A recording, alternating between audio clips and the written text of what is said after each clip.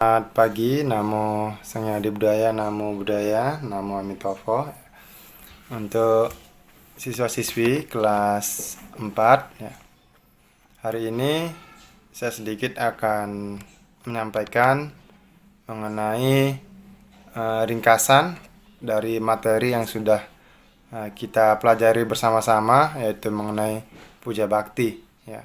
Jadi puja bakti dalam agama Buddha lebih sering kita sebut sebagai sembahyang atau sebagai bentuk penghormatan ya. Kita secara umum mungkin di lingkungan masyarakat menyebutnya sebagai sembahyang atau ibadah.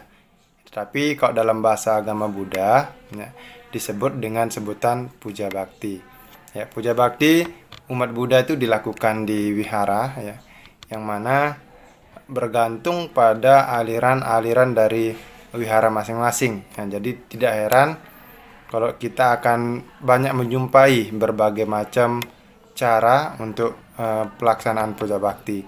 Ada yang puja bakti menggunakan parita, ada yang puja bakti menggunakan keng atau liam keng, ada juga yang puja bakti dengan membacakan mantra-mantra ya, tergantung dari aliran yang dianut oleh wihara itu masing-masing ya. Jadi di dalam pelaksanaan puja bakti, umat Buddha melakukan penghormatan kepada Buddha, Dhamma, serta Sangha. Jadi umat Buddha membacakan kembali ya apa yang telah diajarkan oleh Guru Agung Sang Buddha ketika beliau masih hidup. Jadi selain membacakan parita-parita suci yang merupakan bentuk ajaran dari Guru Agung Buddha, sebaiknya juga umat Buddha melaksanakan setiap ajaran yang diajarkan oleh Guru Agung Buddha. Karena sebelum parinibbana atau sebelum wafat ya, Buddha pernah berpesan bahwasanya cara terbaik atau cara yang paling tepat untuk menghormat dari Guru Agung Buddha sebenarnya adalah dengan melaksanakan dharma atau dengan melaksanakan kebaikan ya. Jadi kita tidak melakukan kejahatan, berusaha untuk banyak melakukan hal-hal yang baik ya. Itu yang inti dari ajaran Sang Buddha sebenarnya ya. Jadi ketika melaksanakan puja bakti ya, kita mengulang, kemudian di dalam kehidupan kita sehari-hari kita laksanakan ajaran-ajaran Guru Agung Sang Buddha. Jadi perlu kita ketahui bahwasanya mungkin ketika di wihara kita bersujud ya di hadapan patung Buddha atau rupang Buddha. Ya, bersujud di hadapan patung Buddha atau rupang Buddha bukan berarti kita menyembah patung ya. Umat Buddha tidak menyembah patung atau tidak menyembah arca atau tidak berhala lah istilahnya, melainkan sebagai syarat atau sebagai simbol, sebagai pengingat untuk mengingat kebaikan-kebaikan dari Guru Agung Sang Buddha. Begitupun dengan berbagai macam benda yang kita jumpai di atas altar ya, seperti bunga, dupa, buah-buahan, lilin, air dan sebagainya ya. Itu merupakan simbol dari ajaran-ajaran Guru Agung Buddha. Ya, jadi kita sebagai umat Buddha perlu kita ingat, perlu kita tegaskan bahwasanya kita tidak menyembah berhala. Oleh karena itu ya penting bagi kita untuk menanamkan kepada diri, jangan sampai kita meminta-minta berdoa di depan patung.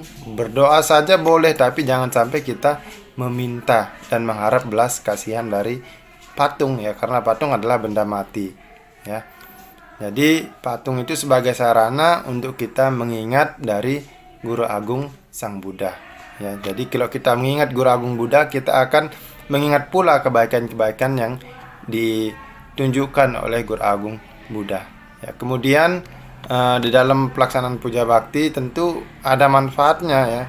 Kita bisa memiliki keyakinan yang lebih kuat, menjadi lebih tenang, menjadi pribadi yang lebih baik, dapat melaksanakan metta, karuna, mudita dan upeka. Metta artinya cinta kasih, karuna kasih sayang, mudita itu hati yang simpati, dan upeka artinya batin yang seimbang. Jadi kalau kita sering melaksanakan puja bakti, kita akan menjadi orang yang penuh dengan keyakinan, kita akan menjadi orang yang penuh dengan kasih sayang, penuh dengan rasa simpati, dan penuh dengan keseimbangan batin, dimana ini sangat diperlukan dalam kehidupan kita sehari-hari. Ya, baik demikian ringkasan materi mengenai puja bakti. Ya, harapan saya kita semua dapat melaksanakan puja bakti, walaupun mungkin di hari Minggu kita tidak dapat datang langsung ke wihara, tetapi bisa juga melaksanakan puja bakti atau sembahyang di rumah masing-masing. Bagaimana caranya? Ya, kalian bisa cari dari Google mengenai parita-parita bagi yang tidak hafal, ya, atau mantra-mantra bagi yang tidak hafal. Ya, bagi yang sudah hafal cukup di depan altar duduk, ya, kemudian membacakan mantra-mantra atau parita-parita itu. Ya, jangan sampai kita menunggu hari-hari besar saja untuk sembahyang atau untuk puja bakti, tapi setiap hari kalau bisa kita laksanakan. Ya, itu saja sedikit materi ringkasan yang mengenai puja bakti. Selanjutnya nanti Pak Guru akan bagikan tugas-tugas untuk dikerjakan pada hari ini. Terima kasih atas perhatiannya. Bersama-sama kita ucapkan Sabe Sata Bhavantu Sukhitata. Semoga semua hidup berbahagia. Sadu, sadu, sadu. Selamat pagi, Namo Buddhaya.